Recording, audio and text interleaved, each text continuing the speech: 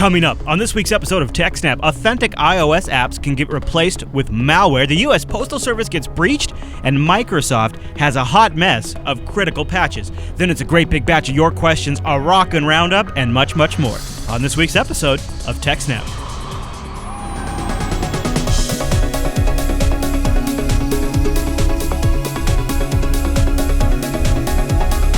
Hi, everyone, and welcome to TechSNAP. This is episode 188 of Jupiter Broadcasting's weekly Systems Network and Administration podcast. We stream this episode live on November 13th, 2014. This episode is brought to you by our three fine sponsors, DigitalOcean, Ting, and IX Systems. I'll tell you more about those great sponsors as this here show goes on. Our live stream, why, that's powered by the incredible Scale Engine over at scaleengine.com. You should probably go check that out. My name is Chris, and joining us every single week is our host, the admin, the tech, and the teacher, Mr. Alan Jude. Hey there, Alan.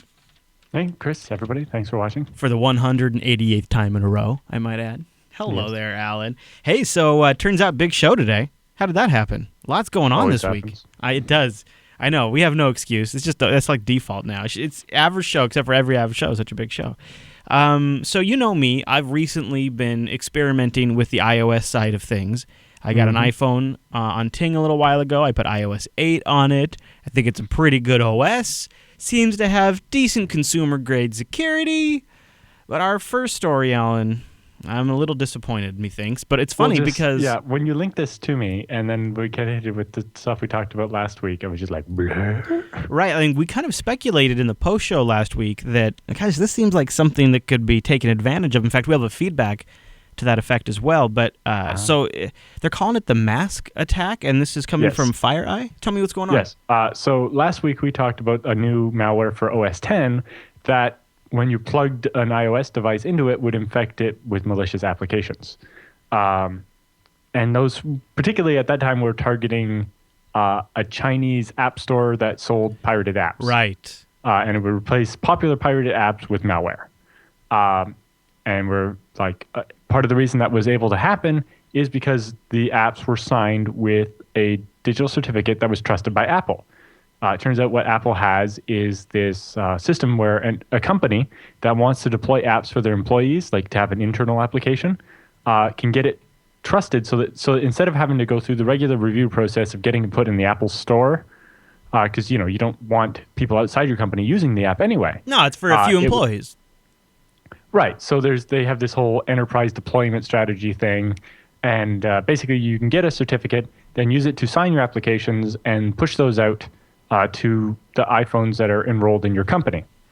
The problem is the way it works is that because that certificate that marks your corporation as trusted is signed by the Apple certificate, which is trusted by every iPhone, that means my phone, which has nothing to do with your company, trusts apps signed by your company. And you can almost guess how this starts. Like Apple's like, well, we'll just take the system we designed for the App Store and we'll give this to our enterprise customers, and it saves them a bunch of work. A subordinate certificate of the Apple one rather than doing a separate one for each one. Where, like the way it works in Windows Active Directory is the domain controller, like there's a certificate for your domain and it's trusted by every client that joins the domain, which is how it should have been done for the Apple one, is the corporations should, when your phone enrolls in that corporation as part of their enterprise deployment profile, it would then trust that corporate certificate. That's right. But because Apple signed the corporate certificate with their certificate, which is already trusted by every phone, means my phone that has nothing to do with your company now trusts your app. Mm-hmm. And then some Chinese company had their corporate app, corporate certificate hacked, and then signed a bunch of malware. Yeah. Or rather, it might have been the malware authors just got Apple to sign a certificate. It wasn't exactly clear there. Not like Apple's going to make that super clear either. Yeah. Anyway, part of the problem was that those corporate certificates trusted everything. So we suspected that this could be actually a fairly major vulnerability in the architecture of iOS, because they can't just change how that works now. But it turned out to be just the tip of the iceberg. So back in July, FireEye mobile security researchers discovered that an iOS app installed using the enterprise or ad hoc provisioning profile could replace a genuine app installed through the Apple App Store as long as both apps use the same bundle identifier, which is just that string, like, com.google.gmail. Mm-hmm. So this in-house app may display an arbitrary title like "New Flappy Bird" or "New Angry Birds" or something that would make people want to install it. But then the app replaces a genuine app after you install it. So in their example, which you can see on their website, they actually make a fake Angry Birds app that they push out, and so the user says, "Oh, sure, I'll install that." Yeah. And what it actually does is replace the Gmail app on your phone and steal your Gmail password. And in this example, they're sending the user like a bit.ly link via the text message system. Yeah. And when you click on the website, hey, install this app, and it's got a name, oh, sure, I'll try that. And what it actually does is replace your Gmail client. So all apps can be replaced except for the iOS pre-installed apps like Mobile Safari. Vulnerability exists because the OS doesn't enforce matching certificates for apps with the same bundle identifier. Wow, so this is interesting too, Alan. When they replace the Gmail app in this example, you do see the Gmail icon getting replaced, but then after it's replaced, it actually puts the notification badges back on the icon, so it looks like the app is telling you, click on me, I have some notifications for you. Yep. Those must be system side. Yeah, so now it's asking them to sign into Gmail. This means that the malicious app signed by a random corporate certificate issued by Apple, which is supposed to be only for internal use, but is trusted by every iPhone anyway, can replace any application on your phone except for the ones that come directly from Apple. Because, they check that there is a certificate for anything with that identifier. They don't actually check that the app claiming to have that identifier matches the certificate that makes it trusted. Mm-hmm. It's not enough checking done by Apple there in iOS. This is similar to their Messages app in iOS. So in Messages, if you had an iPhone and I had an iPhone and I sent you a message, our clients negotiate that encryption, which is neat. However, they at that point they no longer check each other's certificates. So if you swap it out, there's no verification or alert that it's been swapped out. Or if something else if another key gets added to that conversation, there's no notification of that. Yep. It's sort of like this assumed trust. Well, it's running on our system, it's running on our platform, our hardware. We just trust it. Yep. They also say an attacker can leverage this vulnerability both through wireless networks and USB. They can embed a link to an app in a website, or they can, like this vulnerability, the original WireLurker thing, they could infect a phone when you connect it over USB without your approval and all kinds of problems. If you install New Flappy Bird on your phone or connect your iOS device to an infected computer or a malicious charging port at like an airport or lots of places now have phone charging stations, right? And we've seen before that, you're connecting over USB or Thunderbird or Thunderbolt or some other thing like that. It can also show up as a computer instead, right? And do things to your phone. Or use untrusted Wi-Fi that has man in the middle or whatever. And then all of a sudden your Twitter app on your device gets replaced with a malware one that steals your credentials and starts tweeting spam. Or worse, the guys at FireEye tried this out and they said that the attacker can steal users' bank credentials by replacing an authentic banking app with malware that has an identical UI, and then basically it's a phishing attack. Surprisingly, the malware can even access the original app's local storage data, which wasn't removed when the original app was replaced. These data may contain cached emails or login tokens, which the malware can then use to log into the user's account directly. So that must have been where it got the notification badge indicator. Yeah, and a bunch of... So, like... If you have drafts or something in your Gmail and it replaces a Gmail app, it can see the draft emails and then upload them to the bad guys. Wow. And also, for example, if your Gmail has a token stored there to let you log in without needing to prompt for your credentials again, yeah, right. They can do that. So they can make it log in, steal all your emails that you have in your inbox and send them off to the bad guys, and then later, some other time, prompt you to log in. So they can steal your username and password to get future stuff. That way, the event of you installing the malicious app and when you get prompted to relog into Gmail are far enough apart, you don't make the connection. So FireEye originally shared this information with Apple back in July, but after the news about WireLurker came out, because WireLurker uses the same but a very limited form of this attack, right? Like they're only attacking pirated App Store stuff, not real App Store stuff. Right. It's likely the attackers might not have realized that they could have done this against legitimate apps too, right? they might not have realized how big of a problem they had stumbled onto. They just found something that worked and went with it. So FireEye felt it was necessary to go public with the information so customers can take steps to protect themselves. Yeah, and they have some mitigation. They have some instructions on there on things to watch out for.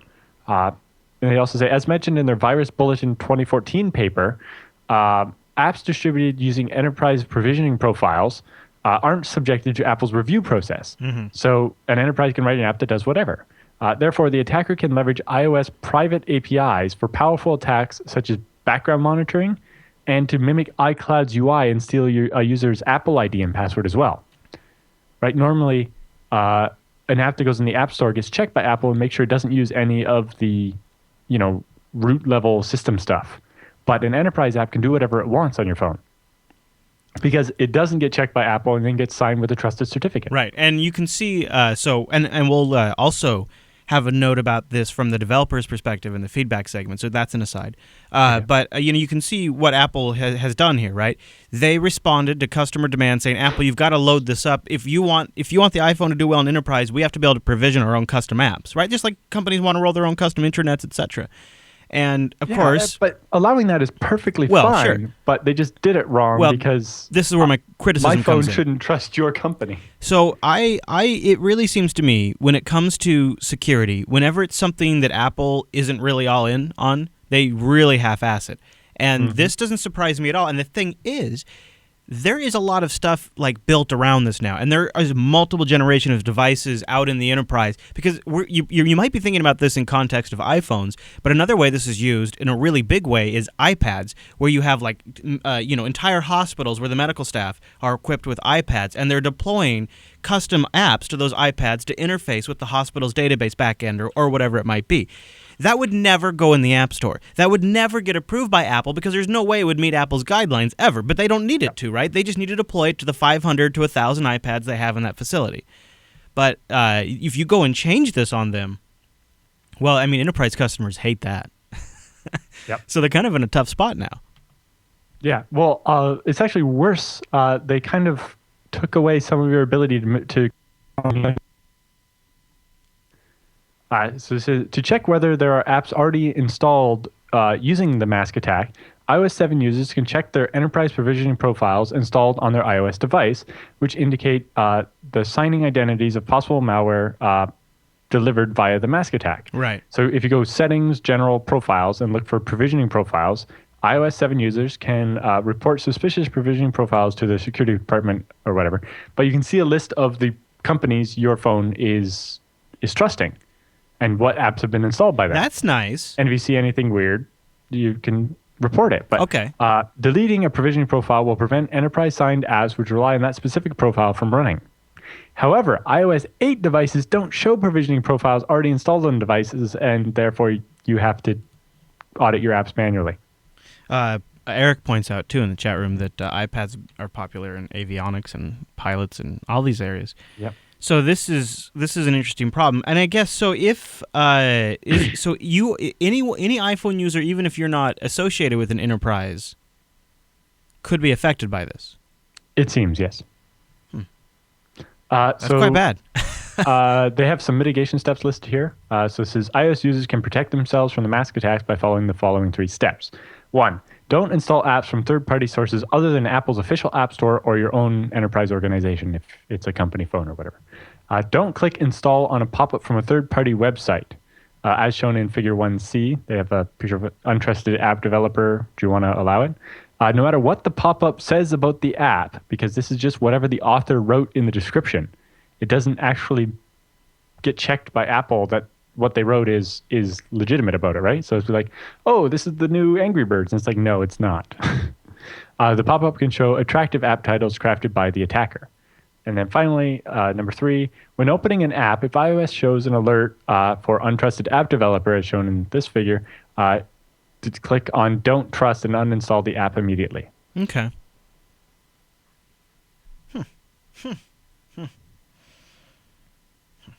Well, there you go. Yeah. I don't even know what to do with that, Alan. And I suppose Apple will probably have a statement about it in a week or so. Yeah. Well, hopefully they'll craft a couple of fixes. Like they can definitely fix the bug that allows somebody to replace Gmail's app with a malicious app and your phone not detect that. Yeah, that would be. A So hopefully there'll be an iOS update at some point.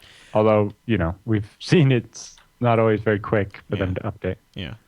And because they kind of have in cycles, and Apple also has like a really screwed up holiday schedule, like where at the end of November they give like most of their staff, except for the retail, like a week off, and then you have Christmas after that. So it's going to be, anyways. We'll keep following it, and if there's any updates, we'll probably toss it in the roundup or something like that. Hey, Alan, I want to just stop here real quick and tell everybody about DigitalOcean. Head over to DigitalOcean.com, and then put this in the back of your mind after I tell you about DigitalOcean. But I want you to remember this because it's going to get you a great deal. Snap November. One word. Lowercase. Snap November. So what is DigitalOcean? Go check them out. You can browse their site. They have a bunch of great information up there. But put straightforwardly, DigitalOcean is a simple cloud hosting provider that is dedicated to offering the most intuitive and easy way for you to spin up a cloud server. And that really means you're going to get started as fast as possible. It doesn't if you know how to spin up a virtual machine, then you appreciate the ease and speed at which you can do it. And if you've never done it before, you find it's really not a challenge at all. And you can get started probably less than 55 seconds, and pricing plans start at only $5 per month. You'll get 512 megabytes of RAM, a 20 gigabyte SSD, one CPU, and a terabyte of transfer for $5. Now, if you use the promo code, that SNAP November promo code, one word, well, then they'll give you a $10 credit. That $10 credit's going to get you the $5 rig 2 months for free. Here's what I would do. Go have some fun. And then you'll discover after you use the performance, after you've actually just had it online for a while and you have a little bit of a taste of some of the flexibility or maybe the one-click applications, you'll probably move it into production. We had on Tuesday's Linux Unplugged, Wimpy, who was releasing a new release of the Ubuntu 14.04 Mate edition. He did it live on the show, and he, using DigitalOcean as the back-end infrastructure, pushed about 16 gigabytes in just seconds. I mean, he pushed all the ISOs out, all the different versions, and we did it live on air. I mean, it was glorious. And, it was really thanks to just the raw horsepower, those SSD drives, the tier 1 bandwidth, and DigitalOcean has data center locations in New York, San Francisco, Singapore, Amsterdam, and London. So you have some great locations. And then there's that interface. It's just super intuitive. And power users can replicate the interface on a larger scale with DigitalOcean's straightforward API. And there's a lot of good stuff out there. And DigitalOcean's also hoping maybe you'll help them write a tutorial. If you've got something you know how to do, and you have a little time to write something up, you can work with one of the DigitalOcean editors, and they'll possibly pay you up to $200 for writing for DigitalOcean. And on top of that, they've gotten such good demand from that they also now have an editor's position open at DigitalOcean. So if you maybe have like some experience with this, or if this is kind of your bag and you'd like to work for DigitalOcean, use the link on our show notes, head over to their website, and maybe apply for the job. They've been getting some great response. And as a result, DigitalOcean now has some of the best community tutorials out there. I mean, they really are getting just better and better, and they're adding more and more. And it's been so successful for them, they're doubling down on it and hiring additional editors. And maybe you could be one of them. If nothing else, you might be able to get paid for writing a tutorial. So head over to DigitalOcean.com. Use the promo code SNAPNovember when you check out. Get that $10 credit. It applies it to the account, and then you don't have to worry about running out because they'll just have it right in there. And if you have a balance in there, they'll give you additional credits on top of that, too. It's a really cool system. That's my preferred way to pay for these kinds of things, and I like their interface to it as well, because everything's slick. DigitalOcean.com, promo code SNAPNovember when you check out. I really shouldn't say when you check out, but it's a really hard habit to drop. Yes. All right, Alan. So this next story sounds like a massive, massive debacle. And perfect for, we just wrapped up National Cybersecurity Month, too. So it's kind of a good punctuation. Yeah, during National Cybersecurity Month, it turns out. Yeah, what happened to the US Postal Service? Apparently their internal network was compromised, and they had to shut down the VPN that people used to telecommute to work. Womp womp. Attackers compromised the internal network of the United States Postal Service. It's not clear how they actually got in. They're being very low detail on what they're releasing so far. Yeah. Although there was mention of a call center being compromised, and the fact that they shut down the VPN and had to upgrade it before they could bring it back up suggests the problem might have been the VPN. They say the compromised information could include the employee's name, date of birth, social security number, address, beginning and ending dates of employment, emergency contact information, and other information. So this is not And of this is U.S. citizens. This is 800,000 employees Okay. of the Postal Service. Okay. Separately, Wow. the intrusion also compromised call center data for customers who contacted the Postal Service Customer Care Center with an inquiry via telephone or email between January 1st and August 16th of 2014. So it seems that they That's too bad. shut down the exploit on August 16th, and Yeah, and probably. they didn't report it until just now. Yeah. Now, Well, now National they say they Cybersecurity. discovered it during September, but didn't tell anybody. Or something, yeah. They definitely took a while to tell people. Well, you got to hold it for the big event. Yeah. And the compromised data for regular customers includes name, address, telephone number, email address, and any other information you might have given the customer care representatives while you were talking to them. Okay. Because it only has name, address, telephone number, and email address, at this time, we do not believe the potentially affected customers need to take any actions as a result of this incident. Whereas the 800,000 employees get free credit monitoring from Experian, the company that sells your data to the identity thieves in bulk. Yeah, that'll be great. That's great. Thanks, and they're Experian. like, well, what if I want it for more than a year? It's like, yeah, you can pay for it. Oh, go ahead. Have at it. Yeah, have at Like, Experian must be making so much money Yeah. just because they get companies to pay them to, you know, Home Depot and Target and all these places paying to give a year of Experian. This is and then some customers will keep paying for it after. This has got to be this has got to be one of the biggest booms for them. Just this whole mess. If I had known, I would have started an identity theft protection company 10 years ago. And even I'd if be bloody rich, Alan, even if people don't keep the service, like every breach is an ad for Experian, like because their name. Not just that, but Home Depot is paying Experian for all the customers. Yeah. They get a discount, but still, you're getting every time somebody gets hacked, you get money. But I would like to know if maybe like Home Depot like later on gets a residual, like maybe like after the year mark. I doubt it. I very much doubt it. I hope they don't, because if they're making money off that, it wouldn't be enough. Home Depot estimates they'll lose like $75 million over having the breach. Oh, good. Part of that is paying Experian. Part of that is paying for lawyers and PR people. Yeah, and at so least $2,500 of that is to buy some new IT equipment. So yeah. Well, we actually have more detail about the Home Depot breach in the roundup at the bottom. In the roundup. Okay. So other stuff here by postalreporter.com. Okay. VPN was identified as vulnerable to this type of intrusion and will remain unavailable as we work to make modifications to this type of remote access to our network. Oh. When VPN is available again, users will be notified or users will notice changes in functionality. We will have additional information about the VPN in the near future. So the VPN either won't be able to do as much, or they're switching VPN software entirely. Yeah. Maybe it was Heartbleed, Alan. Well, specifically, you remember we heard about a company getting hacked because of Heartbleed. Basically, the VPN, somebody ran Heartbleed against the VPN server and stole some usernames and passwords. Then the company patched their VPN server, but they didn't change the password, so the attackers were able to keep coming back for months and stealing stuff. Mm-hmm. And, it's possible that could have been what happened here. Because even if they had patched it, they might not have known that their VPN was vulnerable to SSL and didn't patch it, or, the vendor had gone out of business and they couldn't patch it or whatever. Or they did patch it, but the attackers had stolen usernames and passwords first. And, if they don't force a change on everybody's username and password, then somebody could have still got in. However, the most alarming part of this whole FAQ that they put out about for employees is this question. Should I change my ACE ID and password, or my postal employee identification number, or other portal passwords as a result of this incident? And it's, at this time, there's no requirement to change your password or other passwords unless prompted to do so by email prompts from IT. What? So don't change your password. If we need you to change your password, we'll email you. How about just always advise, change your password? How about let's just always make that the standard advice. Change your password. Yeah. You'll be notified if other password changes are required. So having IT ask you via email to change your password seems like a really bad idea. Right? This is just a great opening for a phishing campaign. Well, yeah. And it sets a horrible precedent for expecting those kinds of communications over email from your IT department.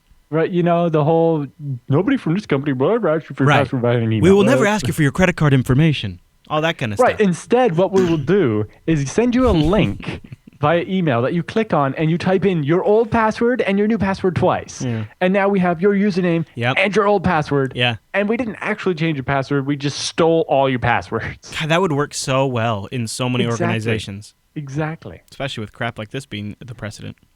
Right. The password change, if a password change is required, it should be prompted for in a more trustworthy source than an email. I was thinking, the VPN system, like Windows. When you go to log into Windows and your password's expired, It's exactly. like As soon as you log in, it's like, hey, pick a new password. Right. The problem with that is if you know passwords are already been compromised, then you don't want the attacker to log in with the old password and be able to type in a new password. Yeah, that's true. Yeah, that is the problem. And then the user doesn't know what the hell their password is anymore. Exactly. So then you could have IT reset all the passwords and email out the new passwords or something, but that's not very good either. No.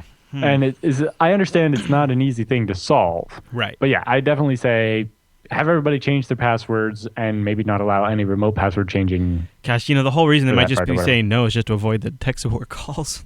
Exactly. Or just how many people will change their password and not remember the new one. Yeah. And I understand that's a big problem, but so is having every employee's social security number stolen. So, Wow. you say you care about your customers and employees' privacy, and then there's what you actually do about it. Yep. Very good. All right, Alan. Any other thoughts on that one? I'm saying after a breach, out of an abundance of caution, all passwords should be changed. Always. No questions. Yes. Underscore. Like, that's a given. Not asking that much, honestly. I know. All right. Well, I'll tell you what else isn't that much. That's my Ting bill. Head over to techsnap.ting.com. Techsnap.ting.com. That lets them know you appreciate them supporting the TechSNAP show. But it'll also get you $25 off your first Ting device. And there's a couple of devices I want to point out that are sweet. I'll talk about that in just a second. But first, what is Ting? My friends, Ting is mobile that makes sense.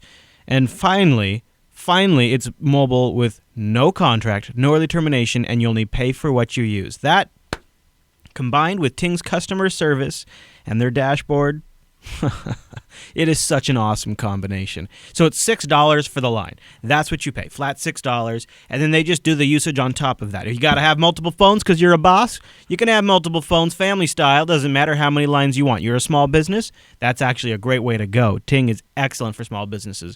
We use it here at Jupiter Broadcasting. 3 lines, around $45 a month. We're pretty savvy with our phone usage, so that makes it super great for us. We have hotspot and tethering on every single device, so when somebody goes out in the field, they got connectivity. We go down to a conference, we got that connectivity. And Ting's been rolling out tri-band LTE to even more cities, so that means even better speeds when we do go out on the roads. Here in the studio, 18 megabits down.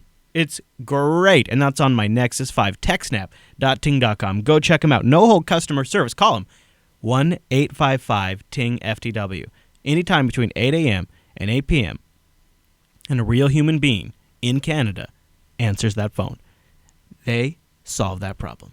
TechSNAP.ting.com. Go there to get started. Then go check out some of their devices. They just added the HTC One M8, which is like the Cadillac phone. This is, I know the Nexus 6 is out, but you know what Nexus 6 don't have? Front-facing speakers. And if you're a podcast listener, and I think you might be, that's a game changer. At least it was for me. This is something else, though. On the lower-end, more budget side, I love this phone, though. It's the Kyocera Dual XT. It's a $44 rugged phone. It's got a basic web browser. It has a basic camera. But that's not the point, right? It's a ruggedized, basic make phones. It's got Bluetooth, voice dialing, speakerphone, and a camera. It's for people that break their phones. And it's for somebody who just needs a phone. Right, but right? The ruggedized part is, if you're the type of person that scratches or cracks your phone all the time, you want something like this that's not going to suffer from little knocks. I like this phone though. I like the look of it, and they got that big speaker on there too, so that means the ringer is going to be nice and loud, and it's got a nice clock on the front. I just think that's a great way to go, and it's the Kyocera Dura XT, and you can find that over in the Ting site. Go to techsnap.ting.com, and they have the shop site. Here's my phone, the Nexus 5. This is a great phone, and Android L is rolling out to the Nexus 5 devices right now, and Android L is solidly without question, in my opinion, for me, the best release of Android I've ever used. And I got it on Ting right now. It's great. TechSNAP.ting.com. Save yourself some money. Only pay for what you use. Try out their savings calculator and see what I've been talking about. If you have any questions, call them. 1-855-TING-FTW. TechSNAP.ting.com. And a huge thank you to Ting for sponsoring the TechSNAP program. Okay, Alan. So I know that I think did you and I get a chance to discuss this OLE vulnerability that Microsoft? Did we mention this in the roundup at all, or? We mentioned it as a top story on episode 185. Look at you. You're always with the knowing, Alan. I'm so impressed. All right, so we actually have some updates and important maybe fixes. I don't know. Yeah, particularly this is Microsoft released a patch for Patch Tuesday that solves some of the problems. Yay! All right, what do we got? So as part of this month's Patch Tuesday, Microsoft released its official patch for both the OLE vulnerabilities, the one that could be attack you via a website and the one that was via Office documents, that were used by the Sandworm team to attack NATO and a bunch of other government agencies, like we discussed in episode 185. Hi, I remember that. So this patch, MS14-064, replaces the old patch from October's Patch Tuesday, MS14-060. So they have a summary here of there's like 16 major patches that came out for Patch Tuesday. Some of the interesting ones are obviously the 064 that fixes the OLE vulnerabilities. There's also an interesting one here, MS14-070. A user with local access, so anybody that can log into a computer, can use a specially crafted TCP/IP application to gain remote code execution with administrative privileges. Heyo. So I can take over your box and install whatever I want on it by connecting to a certain port and basically sending stuff into the TCP/IP stack that doesn't... Yeah, and this is separate from the S-channel vulnerability. Yes, and separately, there's also the S-channel vulnerability, which is affecting the way Microsoft does SSL and TLS. So these are the type of bugs where you send the wrong kind of traffic to the box and you own it. Exactly. Basically, if you set certain flags on a socket as you're writing data to it, it can cause the data to be misinterpreted, and the operating system will run it instead of doing what it was supposed to do with it. So that one, although it requires actual local access to the machine. Sure, yeah. Although, if you could do it by a Trojan or something that lets you get on the person's computer and run a program, and then use that to get to the administrative level. Yeah. So the exploit requires some level of local access, although you could chain it with another vulnerability or something like the OLE one to get to there. They also have the S-channel one. There's one in the XML thing where if you use the MS XML thing in Internet Explorer, which was, at least in the past, a popular way to do JSON, then you could, if you put invalid XML into that, it could corrupt the state of the XML thing and let you do evil things. There is... apparently, they're actually sitting on a release, too. I see MS14-068 isn't actually be released yet. Yeah. They're still sitting on that one. Huh. That's interesting. But 69 there is allow remote code execution from Microsoft Office. 70 is the TCP/IP one. 71 is privilege escalation via the Windows audio service. 72 is a vulnerability in .NET could allow privilege escalation. SharePoint Foundation could allow privilege escalation. Wow. Vulnerability in remote desktop protocol could allow security feature bypass. 075, also not released yet. 076, vulnerability in IIS, which is a Microsoft web server, could allow security feature bypass. 77 is vulnerability in Active Directory Federation service, could allow information disclosure. Vulnerability in IME, which is a Japanese thing, could allow privilege escalation. And vulnerability in kernel mode driver could allow denial of service. Wow. That is a hot mess. Yeah. Also, they released a cumulative update for Internet Explorer that fixed 16 bugs in Internet Explorer. However, this patch breaks compatibility with the Enhanced Mitigation Experience Toolkit 5.0. Customers are instructed to upgrade to EMET 5.1 before they install this week's Patch Tuesday. Wow, this is a classic mess. This is bad.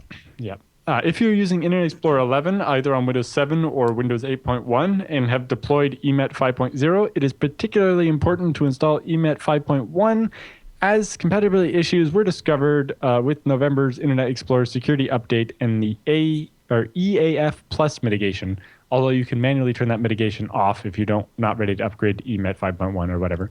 Although the newer EMET 5.1 also increases compatibility with Firefox and a bunch of other important applications as well. Wow. And then, we already mentioned the Microsoft patched a remote code execution vulnerability in Microsoft Secure Channel, or S Channel, which is how they implement SSL and TLS. Yeah. Also, and then we get to the second half of the story. So this OLE vulnerability, obviously there was a patch a month ago for it. Remind me, object link. What's the E stand for? Extensibility? It's about embedded. But it's how, like, if you've ever seen a Word document that has like a spreadsheet embedded in it, that's using OLE. Yeah. So it's or a way if you have somebody does a PowerPoint and embeds a video in it, or a sound file, or whatever. Object linking and embedding. Oh, embedding, of course. We're sitting here saying object embedding. And embedding. Yes, I said it, and you didn't. Oh, sorry. I was answering. Oh, sorry. I was typing. Yeah. So the first patch that came out a month ago for this, all it did was any file that comes from the internet gets marked as untrusted. So when you try to execute it, it will pop up a warning asking you if you're sure you want to do that. Right? Like, if you download a file via Internet Explorer, it marks it. And then when you try to run it, it's like, hey, this came from the internet. Are you sure you want to run it? And that would stop this attack. Yeah. However, attackers immediately found ways around that because it wasn't really plugging the hole in OLE. All it was doing was adding this extra prompt to make it not happen automatically. So McAfee Labs has a 2-part blog series where they document bypassing Microsoft patch for the Sandworm 0 day. So they show a couple of different ways they did it. They say, in addition to Microsoft's workaround for the flaw by marking the file as untrusted, it only applies when you try to execute a file. So if you double-click it, it says, hey, this is from the internet. Are you sure you want to do it? Or whatever. If you right-click on the file and do open with, or if you do like edit or any of the other actions, it doesn't apply. So if you right-click on the Office doc and go edit, then it doesn't stop you from executing it and you're infected. Or if you just open Office and then go to the open menu in Office and open it, that's not executing it. That's just opening or editing the file, and that doesn't stop the OLE vulnerability, and a bunch of other things like that. McAfee also found samples in the wild that what they would do is actually run the untrusted file as administrator, right? So they'd set the environment so that it would be the same as right-clicking, going run as administrator instead of just double-clicking the file. Well, that pops up the standard, do you want to run this program as admin UAC thing? Right. Unless you have UAC disabled, then it doesn't do anything. Yeah. It never actually then does the second prompt of, hey, this file's from the internet.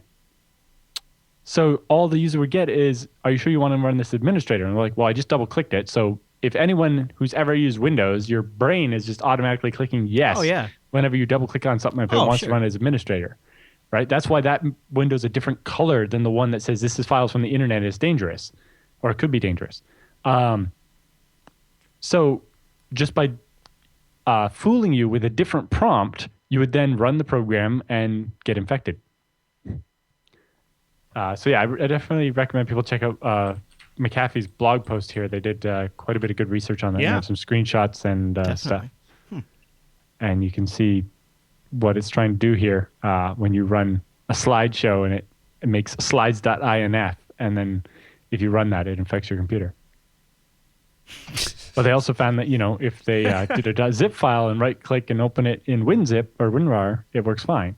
Or if they made a Python file and opened it in idle, the Python editor, then, it would cause them to be able to do it without ever running the check. Yeah, getting the wow, the little, oh my gosh. And of course, so many systems have UAC turned off, especially ones that have old apps they have to stay compatible with. That's probably more common than Microsoft would like. Wow. Well, that's a great well, really, it feels like it feels more than a two-parter. That is a big patch Tuesday. Christmas came early for Windows admins, Ellen.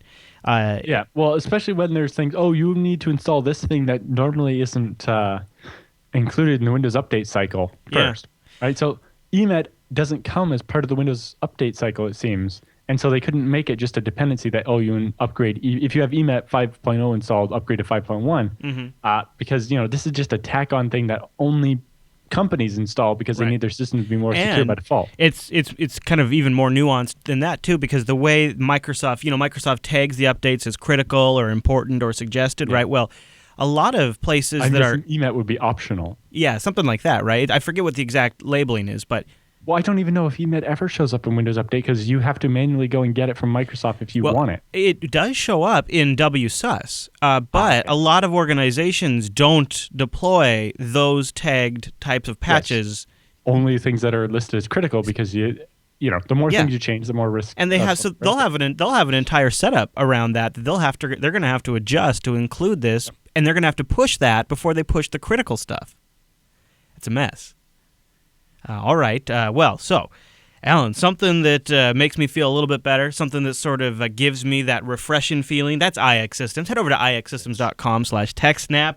Go there right now. Check out some of those rigs powered by those Intel Xeon processors. iX Systems are also huge advocates for open source. Yep. And they really build the best servers in the industry, and they have some of the best talent in the industry as well. Alan, I noticed they also just, speaking of some of the best talent, released a new version of FreeNAS, and this looks like it's a beta, so just I'm putting that out there. So I don't know if it's ready for everybody, but updated and revamped web UI. Yep, they have a new web UI, NFS v4, and a bunch of other stuff, but they specifically made this beta, unlike some of their previous ones, where they'll be sure you'll be able to upgrade from the beta to the release when it comes out, trying to get more people to use it. So if you're starting a new installation, they would really love you to try out the beta. I'm in. And also ZFS boot environments. What the what? So this is if you install an update for your FreeNAS, because they're hoping to be able to get people to update more often. When you install an update, if it doesn't work from the boot menu, you can just select your previous version and roll back like instantaneously. Yeah. See, this was because it uses ZFS snapshots of the root file system. If iX Systems did nothing but make FreeNAS, I would still love them. But they do so much more than that, and they're so involved with the community. If you go over to ixsystems.com/TechSNAP, check them out. Not only do they have a downloadable, comprehensive white paper that might help grease things along up in your corporation to switch over to a better hardware provider, but dig around their whole site. Check out their clients. Look at their What's New page. They're often talking about some of the community events they go to. And it turns out, if you're trying to determine what events maybe you should go to for work or for community or just to connect with the community, just going to their blog and kind of getting a snapshot of what these events are like is worth it alone. So go over to ixsystems.com/TechSNAP and check them out. The other thing, speaking of talent, is they just had a heavy presence at OpenZFS Developer Summit, which was last weekend. Really? Lean Lee that works there gave an overview of how FreeBSD works on with OpenZFS. Basically, they had one for OSV, Linux, Illumos, and FreeBSD. So each different, they had people from each different platform give a presentation about how they use ZFS on their platform and how it's integrated. And then different people talked about a bunch of different topics, including compression, performance, fast file cloning, which sounds like would be really interesting for virtual machines, and especially with integration with the stuff that FreeNAS already got, which was the integration with the Microsoft and Hyper-V and VMware iSCSI stuff, where you can send special commands. That's instead of, if you want to copy a whole virtual machine over iSCSI, before, without these enhancements, you would have to basically, the virtualizer over here would have to pull the entire virtual machine over the network and then write it back, right? Yeah. To a different iSCSI target. Instead, there's a command it can send saying, hey, copy this from here to here. And then that way, that's done not over the network, so it's faster. Enhancing that kind of stuff. Also, they were working on device removal and a progress update on how that was coming. That's the one where you actually be able to take a device out of a ZFS pool, which a lot of people have been looking for. That's me. That's definitely me. They also talked about channel programs, which is doing a whole bunch of ZFS commands as one unit, which is required for a bunch of cool stuff I want to do. And then they had different lightning talks from all the different people working on stuff on ZFS. And then the second day was all hackathon, and they worked on a bunch of cool stuff. I see here in the notes a poor man's compressed send. So when you're doing a ZFS send, compress the data first so that you're sending less over the internet or just the network or whatever. They have special embedded large block, et cetera, stuff you can turn on when you're doing a send. They also looked at implementing SHA-512 as a hash, and they also apparently during the hackathon they actually implemented Blake2 hash instead of SHA-512 because it's faster and does cool stuff. And they also worked on a SCSI unmap patch, which actually allow you to do the SCSI version of trim, possibly on a ZVol. I'm not sure. They don't. The output is very or the notes here are very sparse. They don't have anything on their blog, though, Alan. I was just looking for a post about it, because sometimes they post it pictures. is. Sorry, if you go... sorry, IX doesn't yet. No. Oh, okay. Yeah. But if they might, open-zfs.org, if you go to the Developer Summit page, has a bunch of stuff they talked about, including making all the ZFS commands be able to output JSON, so that if you want to build tools around it, you can automate and stuff. Like I said, file cloning with implicit indirection, so that would make clone an individual file instead of a whole file system. Bunch of other changes. That sounds like a conference that was right up your alley. Implement the ZFS help command. Yeah, if it hadn't been a week after, I would have had to either stay in California for a bunch more days, and it was in San Francisco, not where I was, so I would have had to get from San Jose to San Francisco and stuff. It just didn't work out. Plus, I was not feeling well. So, but you know what? Your buddies at it, IX Systems were there. ixsystems.com/TechSNAP. And thank you to IX Systems for sponsoring the TechSNAP program. And the conference was OpenZFS what? Dev Summit. Dev Summit. I'm looking it up. There you go, Alan. Okay, hey, you know what I just noticed? Open-zfs.org. Is that where I go? No, there it is. Yep. Hey, so guess what?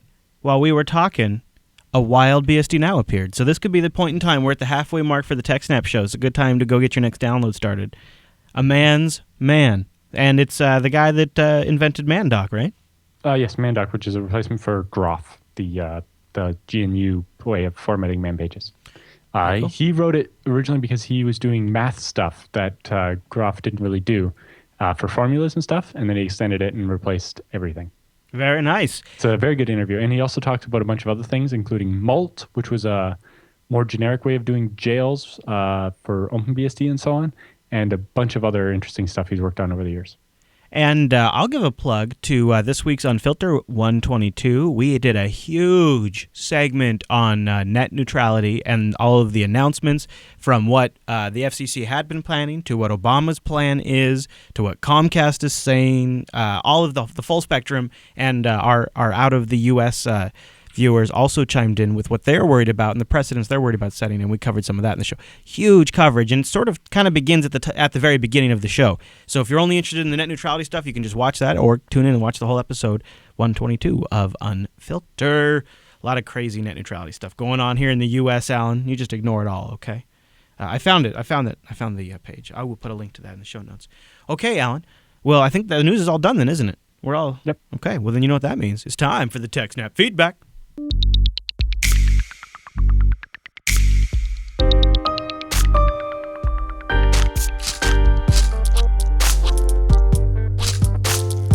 Thanks for sending your emails to TechSNAP at JupiterBroadcasting.com or popping that contact link at the top of the Jupiter Broadcasting website, or even better, submitting something to our amazing, brand new, just created it 25 seconds ago subreddit over at techsnap.reddit.com. Alan, I got an email from our buddy Zach over at DuckDuckGo with a little update on how things are going. He says, I think I meant to send this to you a while back, but I forgot about it. We now have an instant answer tutorial. So I've been talking about DuckDuckHack.com on the TechSNAP program, and that's DuckDuckGo's instant answer open source platform where you can go submit a pull request for an answer, where then when folks search DuckDuckGo, your answer will show up in the results to make their search more relevant. Like not just in the results, but at the top in like the special area. Yeah, and now they have a quick start tutorial to get you going, and it's really not that hard, but they really walk you through it. You know, if you don't have a GitHub account yet, they'll show you how to do that. But here, you know, there's so many great things you could do, and this tutorial is a great way to get started. There's also community forums where people are discussing projects they've begun you could check out. Alan, look at this hack. This is a great instant answer that somebody created for sysadmins that maybe are not super comfortable with cron. You can take a cron tab line, paste it into DuckDuckGo's search, and if you append it with cron tab first, it will then translate that line into human readable output. So cron tab **3*** is cron, and then DuckDuckGo says cron will schedule the job at this frequency, 1800 on November 13th, 1800 on November 13th, 2014, and it gives you the output right there at the top of DuckDuckGo. So if I were I don't even think let me check my let me move this, see what my cron, if I even have anything in my cron tab. No, do I have that example? My users. Oh yeah, I'll paste it in the IRC because check it out. If I might have misheard what you said, but it seemed like the example you gave that the answer was wrong. Here, go check it out while I look to see what my cron tab has in it, because I want to plug mine in there right now. And if you've got a Linux or Unix box handy where you're at, if you do cron tab, you can check out your cron file and then grab a line and put it in DuckDuckGo search. And when you do it, append the beginning of the search with the cron tab command. That's kind of what I think is the cue to DuckDuckGo that this is going to be an instant answer. And that's because somebody submitted that at duckduckhack.com. So go over to duckduckhack.com, see if you've got an idea, see if maybe there's somebody already working on it, or go submit your pull request. And I think if you put in there, you heard about it on TechSNAP, they'll even be sure to work with you. So go over there, DuckDuckhack. The output of this could definitely be improved, so that's a good one for there somebody to do via GitHub. There you go. So yeah, if you put in cron tab *3***, that means run every minute if the hour is 3. Mm-hmm. Which most people would think that means something different than it does, right? This is a common one that new people would put in, thinking that this will do it every 3 hours or something, when what it really does is run it every minute of the third hour and no other minutes, right? Which is kind of strange. But yeah, so in the output from DuckDuckGo, it says cron tab will schedule this job with a frequency of 3 o'clock on the 14th of November, 3:01 on the 14th of November, and 3:02 on the 14th of November. It doesn't really say that it would repeat every minute, although that'd probably be a little harder to detect without using the full cron parser or something. But, yeah, and if you did if you had a specific one where it was like on a day or something like that, that would probably be a little easier to read on the output. Yeah, I like this though. Isn't this nice for somebody? If you don't put in one that's wrong, if you don't put in a cron tab that doesn't make any sense, I'm sure the output makes more sense. And don't you think though, okay, so somebody that doesn't know how the hell cron works, like you open that up, you see this line, you put in there. Sure. That makes it easier for people to adopt these systems. Like it's kind of a big deal when you can integrate that into the search, and that's what I like about DuckDuckHack. I think that's and the fact that this stuff is it's up there, it's open code. If somebody can go there and tweak the cron tab thing, that's even more awesome. When Google introduced the sublinks, so when you certain products, if you search for it, then they'd have a separate link to download it. It wouldn't be a second search result; it'd be there. They'd have 4 links for it, and it was always well, how do I get my website to be treated special like that? And then they started doing the instant answers with Wikipedia. It's why does Google get to decide what comes up there? No, this is a way better system. And the best part is not only are you helping make search more private because DuckDuckGo isn't the search engine that tracks, but also you're giving more relevant answers that can be continually supported by the community over time, which is a way cooler system. DuckDuckHack.com.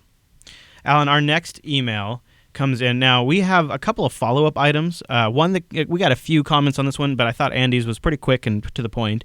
He says in TechSNAP 187, viewer Oliver wrote in asking about permissions on his Linux home server. He was manually setting the group permission after uploading a file, but wanted a way to automate this process. He says, ACLs and cron jobs, but I said that jokingly, could solve this problem. But I think you guys overlooked the simplest method, the set group ID flag on the parent directory. Assuming the parent directory is owned by the desired group, simple chmod g+s on the parent directory will ensure that Oliver's wife could access the files as he uploads them, and vice versa. And that's I thought I actually said that. No, but I said the cron thing is a joke. Yes, well, no, the cron one would actually work though. Yeah, it would. Kind of hacky. The problem is his set group ID on the directory doesn't always work. It's particular to individual file systems. I'm actually struggling to find information about it in the man pages for chmod on Linux, and actually the man page for chmod, the command references the chapter 2 chmod for the syscall. But it's actually, there's no man page for it. I don't know. Anyway, the problem is on FreeBSD, there's only set UID for a directory, which will make whoever owns the directory and the directory set UID, any new files will automatically be owned by that user, not the person that actually created the file. However, in order for that to work, you have to use a UFS file system. It doesn't work with ZFS or a bunch of other file systems like NFS and so on. So it has to be UFS. You have to mount the file system with the special mount setuid dir flag set. So you have to tell the operating system you want this feature enabled because it's not enabled by default because that can cause all kinds of weird. There's security implications with the files having their group or owner changed as you write them, right? And the kernel has to be compiled with support for setuid dir enabled in the kernel, which is not by default. So you have to compile a custom kernel, make a file system that's UFS, and then mount it with the mount setuid flag before you could use it all. And so, yeah, this doesn't work with every file system. It'll be very specific to certain file systems. This was for a bunch of Samba file servers. This was a really handy trick to make sure. So actually, the setuid thing was specifically put into FreeBSD for Samba file servers. Yeah. This is how I used it in the past. So that way, like in shared directories and stuff like that, it would be a mess. There's giant notes about it in the main pages. On a shell server, don't do this because you definitely don't want every file you write to be owned by a different user because then you could just write a setuid file and then run your code as permissions of the person whose file you just wrote to and so on. So yeah, the setgid might work on some Linux file systems, but doesn't work on every file system. In particular, ZFS is working on a feature for this kind of for a different reason, but where you could set an overlay owner and group for a data set, and then every file and group on that data set would have that owner no matter what. Mostly to save you, when you import backup data, not having to chown every file and actually end up changing your backup data, where instead you could just import the data set with overridden username and password. Username and group. So, yeah, the setgid might work in some cases, but it's definitely not a be-all, end-all solution. Not for all, as I had assumed it was. Yeah. Thank you. When I heard of this, I was like, oh, that'd be awesome. And I looked into it. I'm like, I see it kind of works with UID, and then it's like, oh, not on ZFS and not in this case, and a bunch of other things. Okay. But actually, depending on the setup on my FreeBSD box, if I, for example, while testing this, I actually went into Rikai's home directory and created a directory and then wrote some files as Alan, they automatically inherited the group from the directory already. Yeah, I mean, so is that just the default then? Yeah. So I'm not sure if that's different on Linux. I'd have to play with it more to find out. Well, if you were like in my home directory and root and created a file, it would be owned by root. But if I'm in a directory where the owner is Rikai and the group is Rikai, and I write a file, the owner of the file is Alan, but the group on the file is Rikai. You know what? I could try it right now if you want. You want me to try it right now? Yeah. All right. So here's my my home directory, and everything is owned by Chris F and users. Okay. Yep. And I'll go to root. I'll go to root, so that way, and then I'll just like touch a file. Okay. I'll touch. I'm going to touch Allen.txt as root. Now, when I created that, let's see. I guess I probably shouldn't have done all files because that's going to be a mess. Allen.txt is owned by root. Yeah. I wonder if that's just different. It would seem to be a difference, Alan. It would seem to be a difference. I mean, that's why... so that would explain why you don't need the set GID bit on FreeBSD, because that's the default. Yeah. There you go. We just solved a little cross-operating system mystery. Cousins come together once again. Next, feedback, Alan. Are you ready? Well, yeah. So, like, here, I just show this. What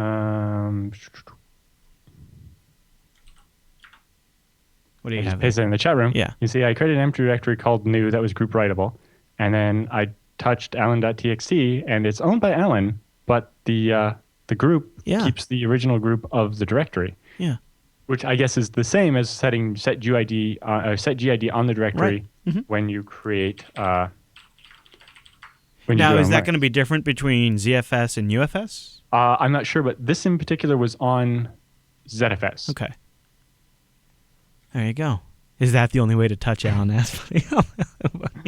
All right. Next feedback comes in from Carrie Hartline. He says, and he's given us some of the developer perspective I mentioned earlier. Apple allowing signed enterprise software to be used by anyone is actually a very popular quote-unquote hack in the iOS community for using software that is not in the App Store. I believe this is how Mac Build Server works. I'm very surprised that Apple hasn't closed this, possibly the most popular loophole in iOS. But I think it's either because they use it themselves or they don't realize the security implications of it, which would be more surprising. More likely, it's too late, and they've already have a bunch of big customers using it, and they're screwed. Yeah, so this service, Mac Build Server, you connect your GitHub account, you choose a certificate, and then you deploy apps to iPhones. So this is like a commercialized service around this, which is nuts. When you go see how it works, this is build any app from GitHub. You have to have a public GitHub repo, which I don't really have, but it's essentially a 4-step process. They even compile the app remotely in the cloud and then send it to the phone with a link or something. It's amazing. It's pretty wow. So yeah, that's a loophole that a whole industry's been built around. I think that's kind of interesting. Okay, Alan, our next message comes in from Festive Mongoose. That's nice. He said, what's the preferred method or utility for automating ZFS snapshot creation and retention periods? There seems to be many utilities I could use. Just wondering what most people use or what Alan uses for snapshots and, any retention advice you have for him, Alan. The recommended tool is not the one I use, which is ZFS-snapshot-MGMT, but ZFS tools. Okay. The difference with ZFS tools is that it stores the information about the snapshots or the frequency of what to snapshot and what not to snapshot as ZFS properties on the datasets. So instead of having a config file somewhere that you have to mess with, you can actually just set a property, com.sign::auto-snapshot to true or false or whatever on each individual data set, and that controls whether or not it gets snapshotted. And you can set a different policy on each one instead of having to manage this ridiculous YAML config file that I have to do for mine. Yeah. So when I asked about this, I mentioned what I used, but for his book, Michael Lucas went and surveyed a bunch of different ones, and he decided this was the best one, and wrote an article in his blog about how it works. And you can see that you can do like ZFS get -t file system all and look for, a certain property and see all the interesting stuff. I suggest ZFS tools, although ZFSNAP is also pretty good because it's written in plain shell as well and doesn't require you installing Ruby or something that's appealing. I had to do. Yeah. Jed, he's written about his ZFS rig before, and he says just use cron for the snapshots. More interesting is how you divide up your file system so that snapshotting one does not imply snapshotting any others. I have VM file systems with sub-file systems for each VM. I use the tank VMs for general ZFS settings like sync and share SMB attributes, and then I script each of the individual file systems to a snapshot. That way I can roll one VM snapshot independent of any other. Well, if you do ZFS snapshot without the -r, it only snapshots that file system and doesn't go recursively through all the sub-file systems. So you can easily do that way. I don't have any idea. I'll just have ButterFS. Where do you have Jed's comment? It's in the subreddit. In the subreddit. When I look at the subreddit, I only see 2 comments. Yeah, he's the top one. All I see is Tubsta and somebody else. That's Jed. Oh. That doesn't say Jed on it. Anyway. But yeah, the way he does it is weird. I think what he's doing, if you read in there, it sounds like he's what he's more concerned about is... right. So rather than having one file system with all of the VM images on it, he creates a separate data set for each one. Yes, right. That's what you want to do. Yeah. But you can then, if you want, take a snapshot of all of them all at once with the -r flag. So that's also very good. Word. But the problem with just using a cron tab to take snapshots all the time is it doesn't clean up the old snapshots. That's why a script like ZFS Snap or ZFS Tools or ZFS Snapshot Management that says, take a snapshot every 15 minutes, which would be a lot of snapshots, but only keep the 15-minute ones for a couple of hours. Or keep only the ones that start on the top of the hour, keep them for 2 days. And then I only need to keep, every 12 hours for a week or something like that. Mm-hmm. So I have a whole scheme like that. Like my pools get snapshotted every 15 minutes, but I only keep the 15-minute frequency for 3 hours. Then I only keep like an hour for like a day, and then I keep twice a day for for a couple of weeks, and then, once a month after that or something like that. Wow. Depending on how much churn there is, because sometimes, the amount of data getting written to the pool just means that I couldn't keep all the snapshots. I'd run out of space. Yeah, I was thinking about that. For example, like the package set for PCBSD, well, a new one gets uploaded every week. Yeah. And that's a couple hundred gigs of data. So if I kept snapshots for months, I would have a lot of data. Yeah. Yeah. Scale engine problems, that's for sure. That's a scaling problem. Okay. Yusuf writes in, he says, hey, it's Yusuf from Alexandria, Egypt. On a server that has multiple administrators, and I think any of us who've been sysadmins that have had to work in groups before have probably run into this problem, he says, which do you recommend? Setting up a root password known to all admins, or disabling the root password and granting each of the admins full sudo rights? Thanks in advance. You should never share passwords ever. Specifically, the reason not to is then you can't, if everybody knows the password, then how do you ensure that something was done by a certain person, right? How do you prove that it was Bob that corrupted the server and not Joe? Not to mention, it makes it a pain in the butt when somebody quits. Exactly. So it's much better to never, ever allow root login directly. Always have them log into their own account, and then they can use sudo or whatever to get around up to root. Man, I've worked in basically the default in so many places I've gone into is shared password, and it's shared NT administrator password. We got rid of the password, and everybody just has their own SSH key for root. Yeah. It's like, sure, yeah. But everybody's still logging in as root, and I can't tell who is who. Now there is a patch for OpenSSH to make it say which key was used to log in each time. But it's still better if you force each person to log into their own user and then sudo to root. I would say, too, he was already on the right track. Sudo is so great. Like, not only is it great because you can give people admin rights, but if you have like a sudoers file that has like all the example text still in there, notice, too, that you could say, well, this account can get sudo rights for this specific application or specific thing. Yep. And that's really where sudo can get... I did this before. Actually, we use this in a couple of places to allow certain customers to reload their DNS config file. And all they have access, they can edit their file, but not other people's files, and they can cause the reload to happen. Yeah. And that's it. They're not allowed to do anything else. Yeah. I love it. All right. So we'd like to get your emails. Go ahead. Probably shouldn't throw in a plug, but I will. What? Michael Lucas, who we just mentioned for doing all the research on the ZFS tools, wrote a book called Sudo Mastery, where he actually says, no matter how good you are at sudo, you're probably doing it wrong. Hey, there you go. Definitely check out his book. It's available as a DRM-free ebook for $9.99. And Alan just dropped that link in the show notes as you heard that mechanical keyboard clack away. That was right on. Well, okay, now send us your emails. TechSNAP at jupiterbroadcasting.com, but probably even easier, just go to the Jupiter Broadcasting page. Click on the contact link at the top of the website. TechSNAP's in the drop-down. Fill that in, and then our robots on the back end, they package it all up and they deliver to the host using magic. It's great. We also have the subreddit, techsnap.reddit.com. A couple of things that are nice about that. I almost always will see that before I see an email, so that's something to consider if you want to get your odds up. Number two, you'll probably get a fast answer from one of our pretty clever community members, so that's kind of a side perk. And number 4 and 7 and 12 are It's Awesome. I just kind of filled all in for you. Email's fine too. I will just judge you a little bit, but no, it's fine. It's fine, really. But the subreddit's great. Okay, on. There we go. That's all the feedback for this episode. So you know what that means. It's time for the TechSNAP Roundup.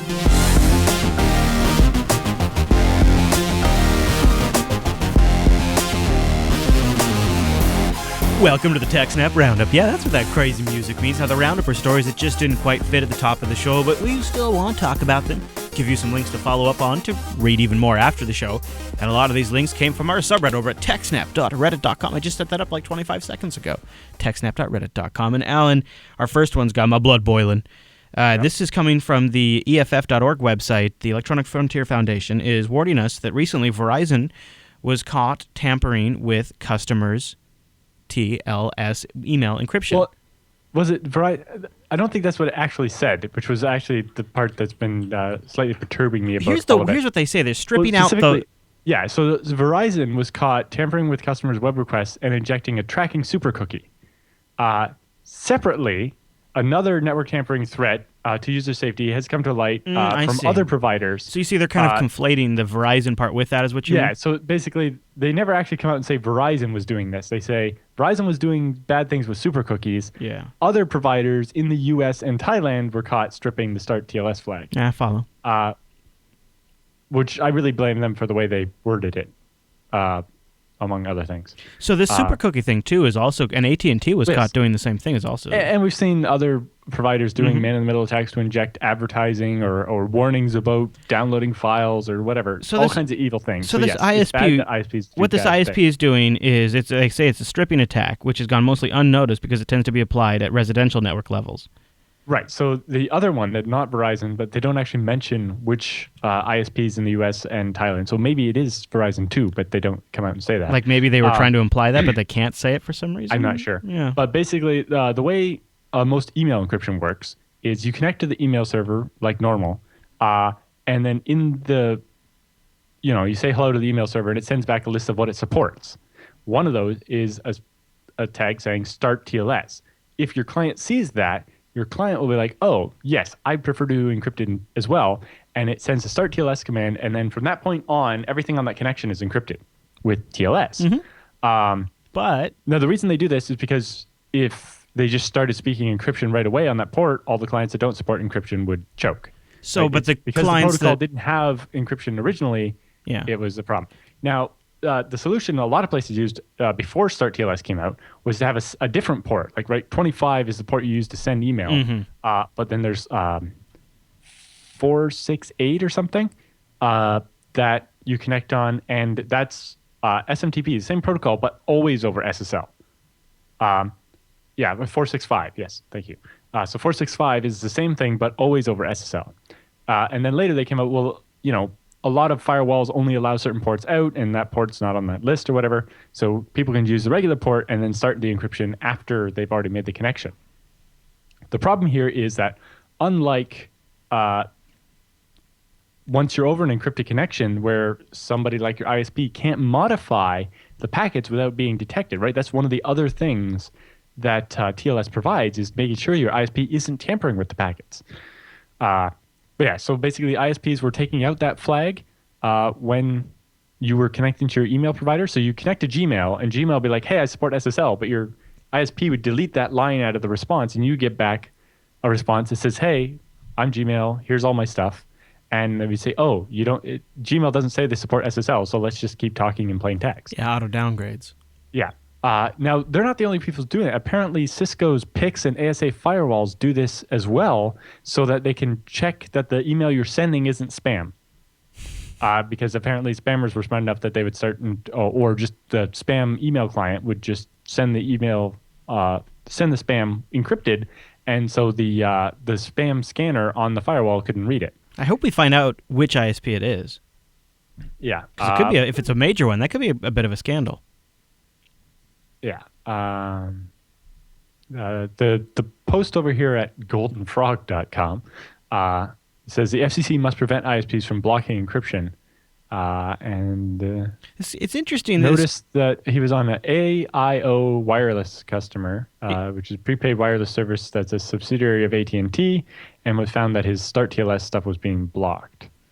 Yeah. And then there was a merger, and yeah. If I was a skeptical person, They say they tested it on AT&T's network and it wasn't blocked. So it's entirely possible that it was just this ISP using some firewall product like the Cisco that was stripping it. Yeah. And the ISP might not even have realized they were actually stripping it. maybe. But I find it interesting that it is vague and that it's happening. This was published November 11th, so 2 days ago, the day that President Obama announced his net neutrality stuff. right.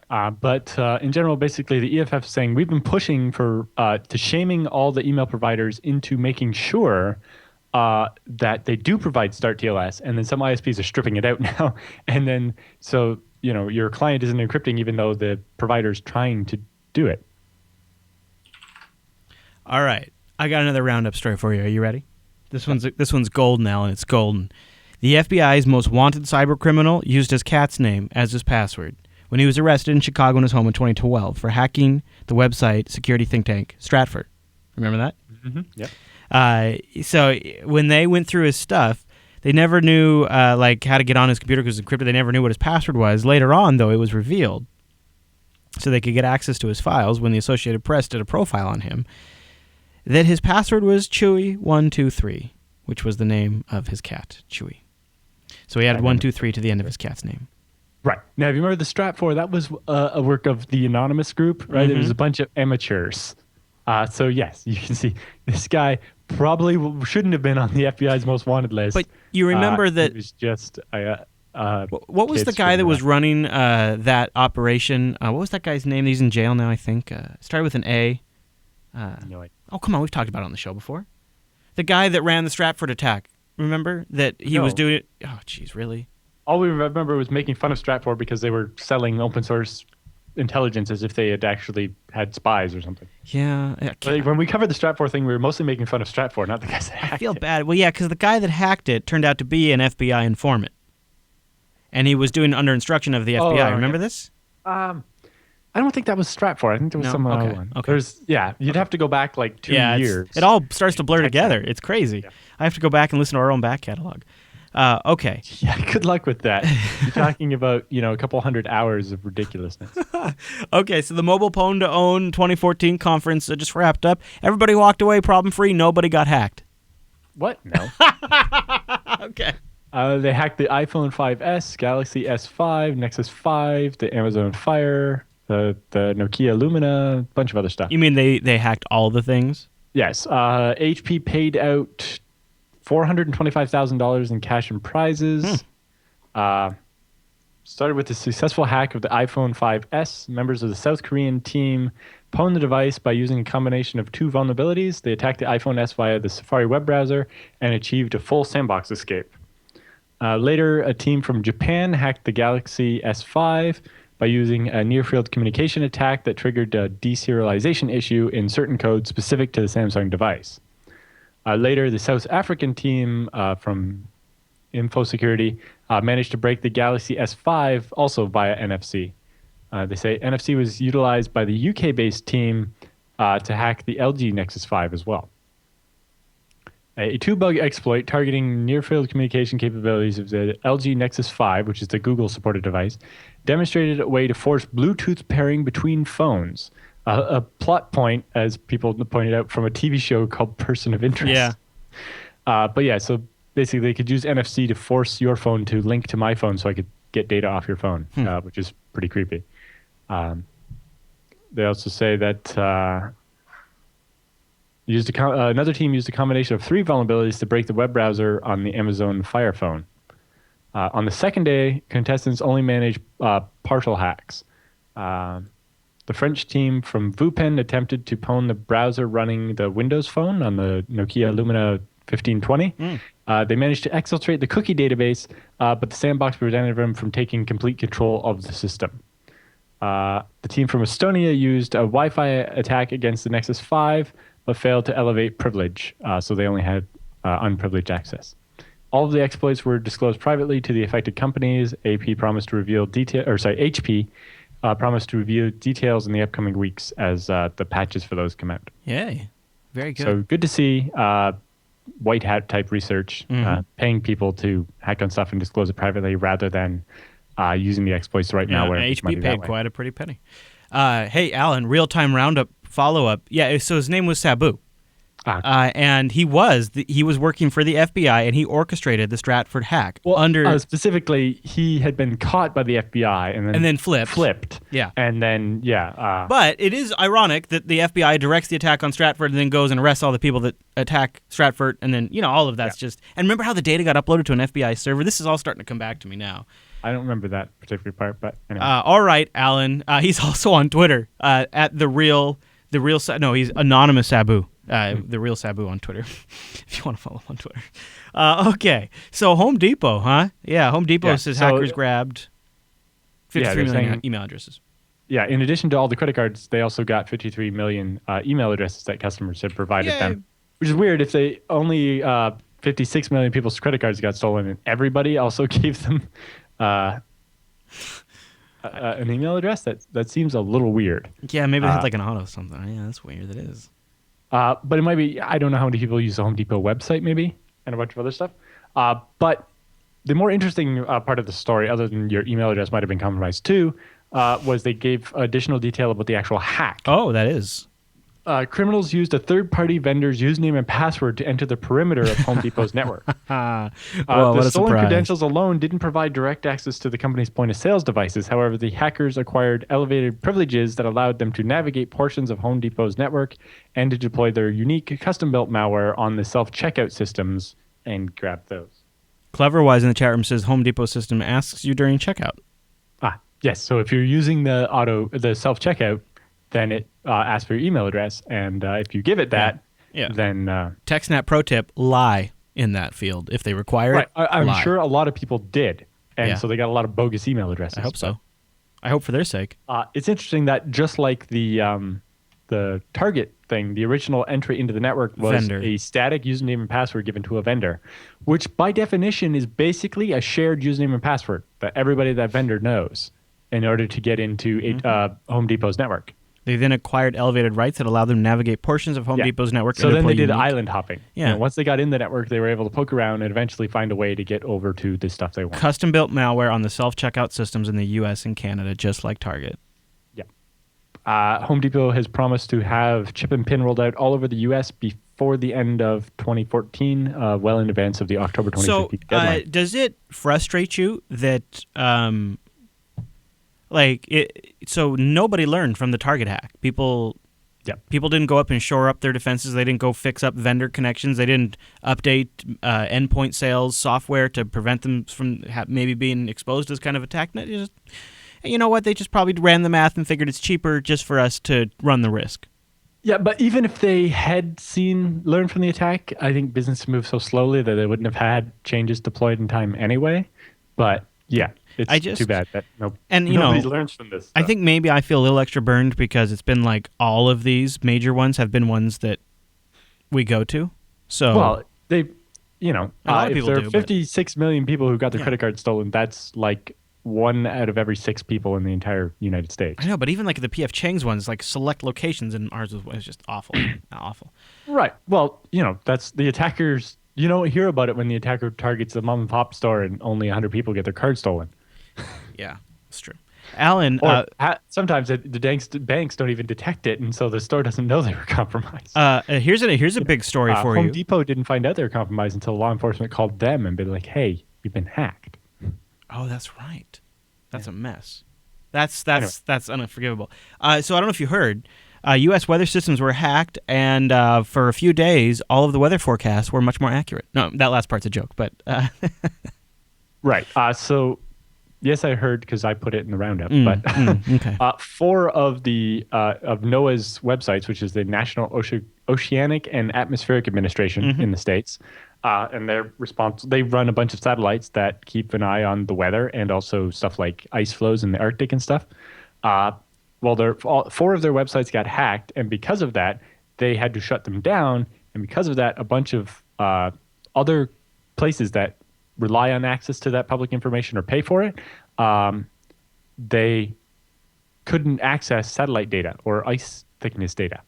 And so a lot of companies that rely on NOAA's website in order to get them access to the feed of information from the satellites to deal with weather stuff meant it was unavailable.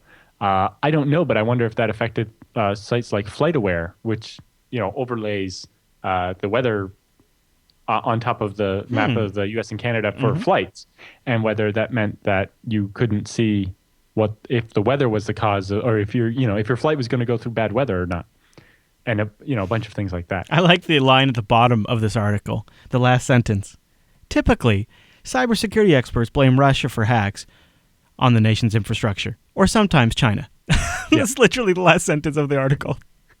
Well, they don't even try anymore. They just throw that in now. It's just like, we don't even need to try to make a connection. Let's just They didn't try to blame anyone, but typically this is who they'll blame in the end. Because, we saw the same thing with actually the I was loading this page about the NOAA hack, and the commercial is for Home Depot. They might know you've been reading about Home Depot or that I was talking about them. Ooh. And they have an interesting video here about hacking ICS systems. Yes. But yeah, the postal service one was blamed on China. Yeah. Yeah. Very, very much so in the It's like Washington Post. they just toss a coin and decide whether Yeah. it's China or Russia they should Yeah. blame for it. Well, actually, the Postal Service. I cannot believe I didn't say this when you were talking about it. So remember how you said they didn't announce it right away? You know when they did announce it? Right as President Obama was meeting with the president of China. That's when that hit. As he was going to that economic summit that he was just at last weekend. Yep. That's when he was there for a few days, and that's right when they hit that piece. Hey, replay attacks, spoof chip card charges, and TiVo sues for DVR patent violation. No, What? No good. Okay, let's try for like a. I don't know what You're no talking fun, about. Alan. You're no fun. Krebs on Security has an article about replay attacks to do spoof chip card charges. So Right. specifically, they found that bad guys in Brazil are using the cards stolen from Home Depot and putting charges through that look like chip and pin charges. Say what? However, the bank is like, but we've never issued a chip and pin card to any of our customers. This is America. All of these stolen cards, the transactions coming to us from MasterCard saying it's a verified chip and pin transaction. How the hell is that happening? So it's a very interesting story. They still haven't quite figured it all out. But they're basically finding that they're getting these charges and they're coming through saying that they're chip and pin verified, even though the card that they were using never had a chip on it. Maybe And it's. so it couldn't ever possibly be chip and pin. Here's a good one. And they're Maybe. raising the question is like, well, the whole point of chip and pin was make it harder to clone the card. Why are the bad guys going through the extra effort to make this transaction look like it was chip and pin when the card didn't have a chip, so the bank's not going to require that? I guess getting ready. So it kind of raises the question, if the banks bypass a lot of their fraud detection if they see it's a verified chip transaction. Maybe. And then the story goes on to talk about a Canadian bank. They don't say which one, but there's only like 5 of them. That was found to not be checking some of the chip and pin stuff. Like there's what's called I lost it here. A cryptogram that goes with that comes from the card and makes sure that the chip hasn't been modified. Well, they weren't checking it. So as long as everything else looked fine, they accepted the transaction without actually checking the cryptogram. So fake charges were getting through. Not because there was something wrong with the chip and pin system, although there are separate problems with chip and pin. The problem was the bank just wasn't checking it properly and was verifying transactions that shouldn't have been valid. Yeah. So it's partly the bank and the merchant systems and the payment gateways aren't actually fully ready for chip and pin. So specifically, the US bank that said we've never issued a chip and pin card says also our gateway hasn't been certified by MasterCard yet to do chip and pin. So, MasterCard should have noticed that this wasn't valid, and MasterCard wasn't noticing either. So I definitely recommend you go and read Krebs' article. It probably would have been a top story if we hadn't had so many other top stories this week. That'd be a good one then for the after show reading. I don't know what to quite make of this next story. This is coming from TechDirt. German spy agency wants to buy zero-day vulnerabilities in order to undermine SSL security. Now, they're getting this from a German newspaper that says that the German spy agency, BND, is looking to spend big money on what it calls its Strategic Technical Initiative, SIT, next year. And it's asking the government for additional funding. We have a little bit here. They say this is a translation, I guess. This is the German edition of the English language site called The Local, which explains this. They say the aim of the program is to penetrate foreign social networks and create an early warning system for cyber attacks. Yeah. Government spokesperson, and I'm not sure how it's Stefan Silbert, I don't know, confirmed to the site on Monday that the BND had worked with French computer security firm Vupin, which is known to sell details of security holes to governments in the past.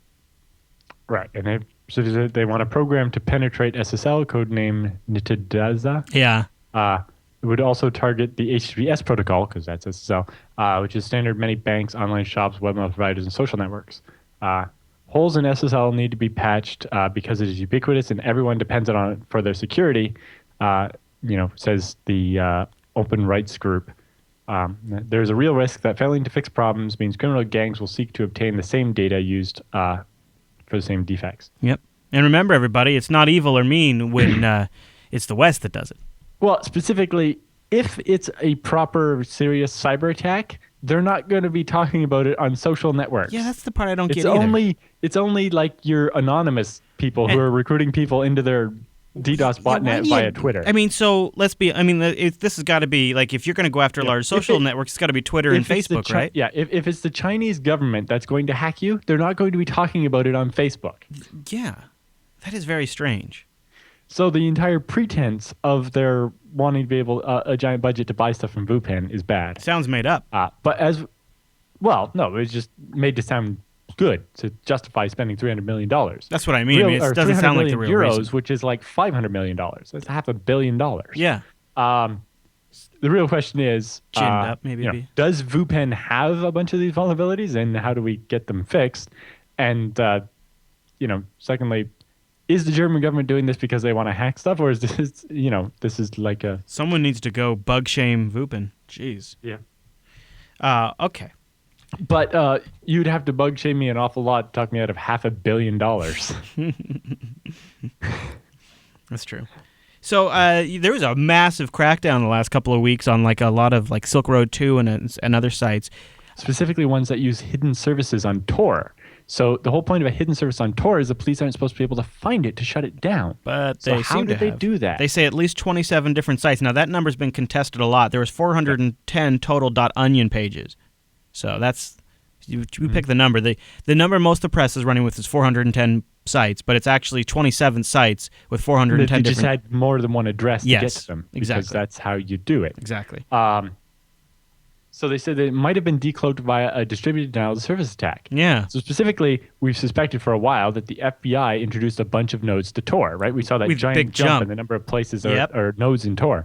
Then, if you just did a distributed denial of service attack against the, say, Silk Road 2, then you would see all of a sudden this big spike in traffic that would come into the network, go through a bunch of different nodes, and go out different exit nodes, but all end up going to the same place. And if you created... if you doubled the amount of traffic going through Tor, and all of a sudden half the traffic's all going to this one IP address, then by definition, you've decloaked the site.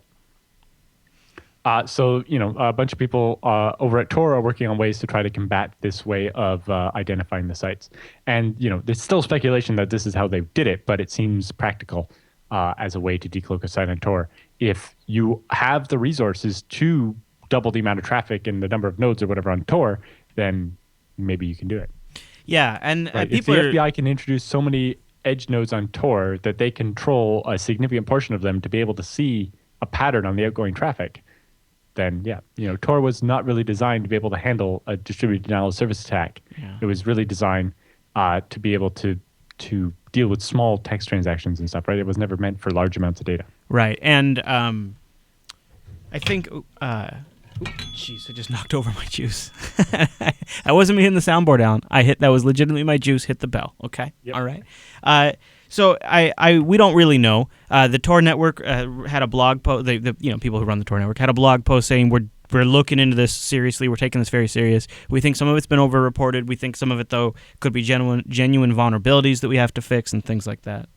Yes. They also had a post we talked about on BSD Now, talking about the fact that right now too many of the Tor nodes run Linux. And if there was a Linux vulnerability, that could cripple the entire Tor network. And they would like more people to fire up Tor nodes on FreeBSD, OpenBSD, Solaris derivatives like Illumos, and so on. No more monoculture. Exactly. Okay, so what do you know about this story? This I don't know. This almost sniffs as an agenda, but it actually sounds about right too. The Gridlock in Action, as Slashdot puts it, retailers demand new regulations to protect customers.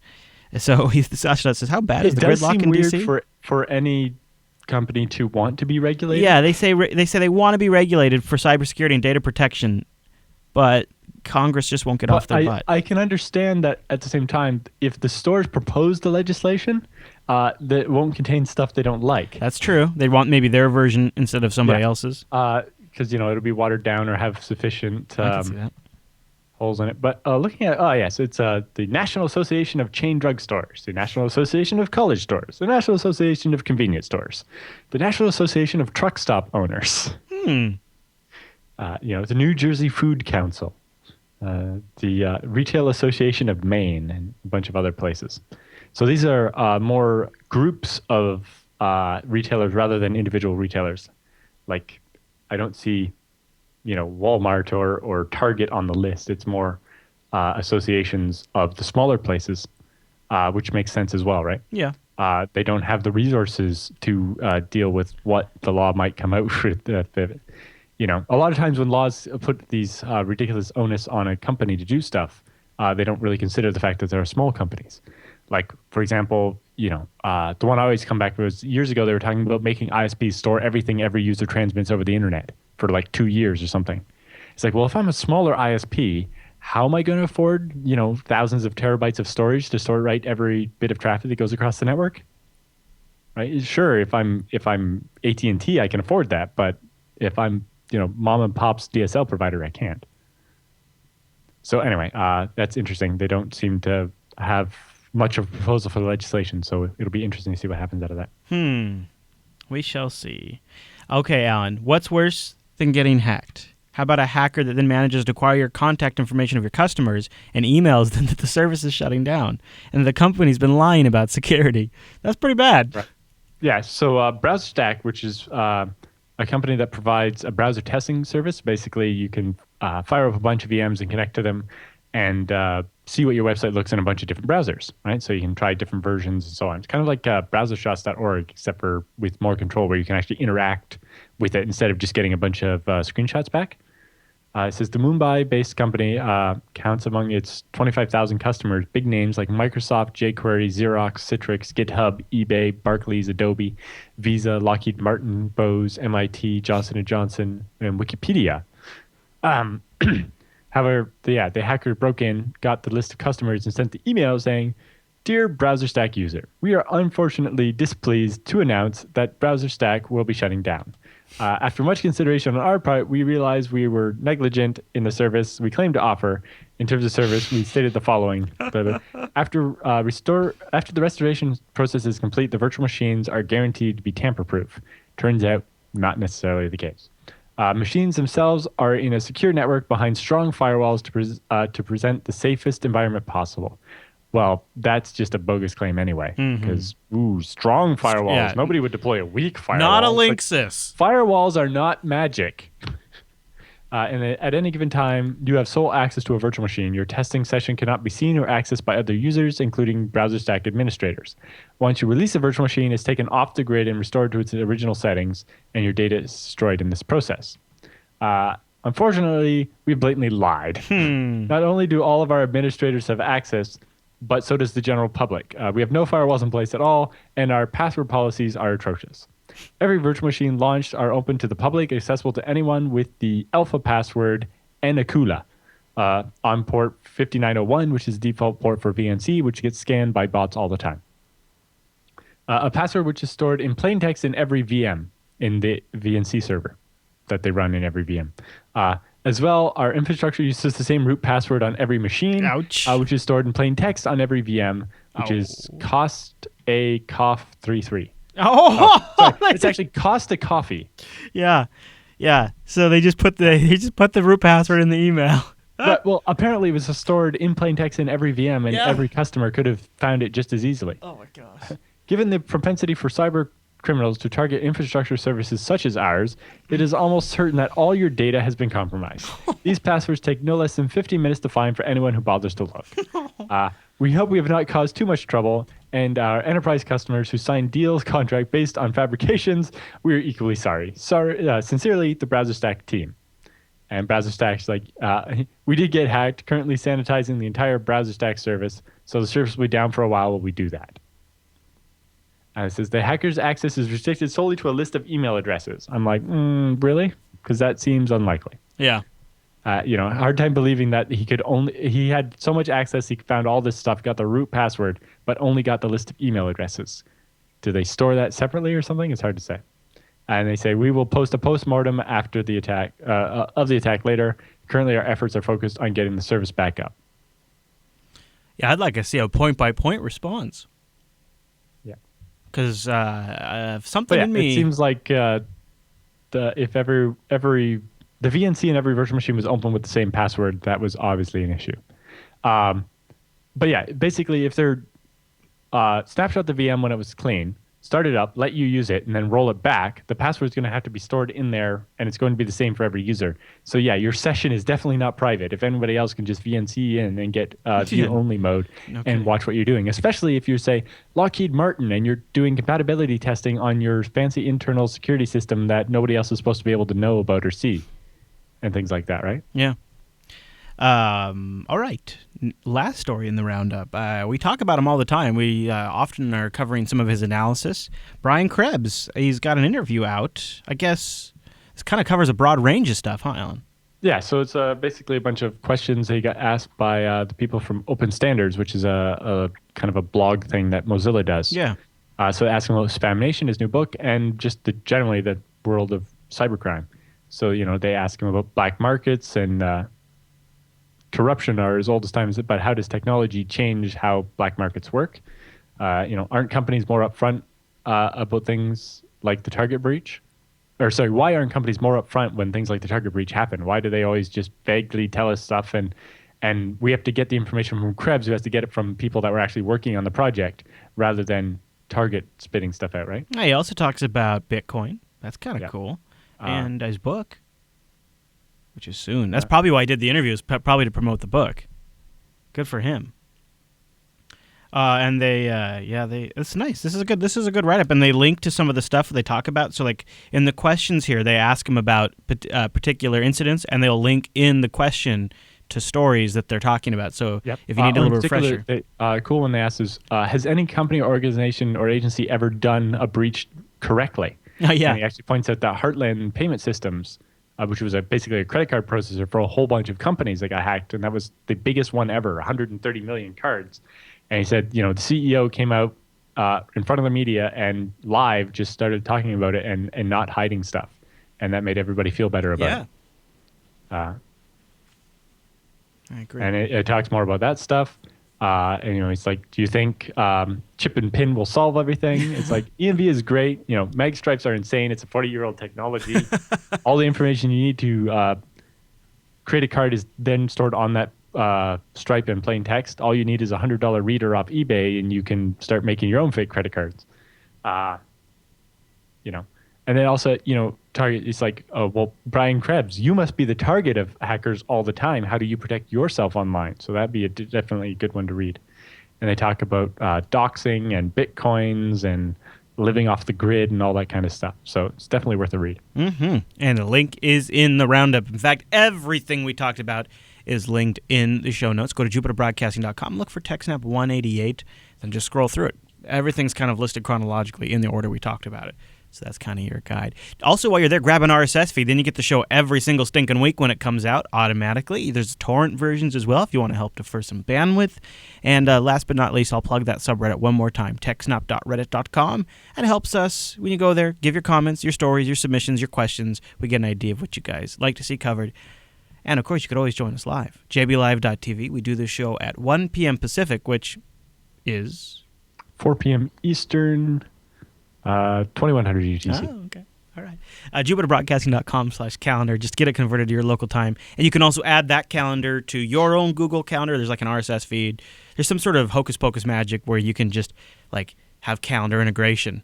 It's something that Google invented, I think. I've been told that by people on the internet. All right. Well, I think you that's have your everything. phone ping you and be like, hey, don't forget to watch TechSNAP. You could. Yeah, you could if you're crazy. Is there anything else we need to cover today, Alan, or are we ready to get out of here? No, we got to pick a title. Well, we do. That's true. All right. So, show up next week, be in the chat room, and help us pick the title. Totally. Like, you get to, people suggest titles all throughout the entire show that are here live. And then at the end of a live show, we go to jbtitles.com and people vote. And that's, if you've ever seen a title, you're like, how did they ever come up with that? It's not us.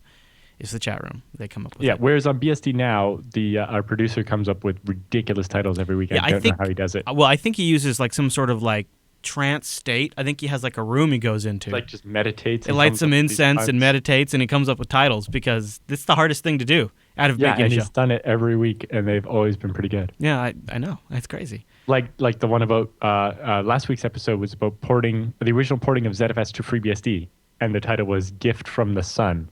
Oh, I see. Which is like perfect. Mm-hmm. I don't know how he came up with that. Maybe he has a secret, a dirty secret. The BSD trance is what the chat room calls it. He goes in the BSD trance. That's the place to BSD right there, is the BSD trance. Okay. All right, everyone. Well, thank you so much for tuning in this week's episode of TechSNAP. We'll see you right back here next week.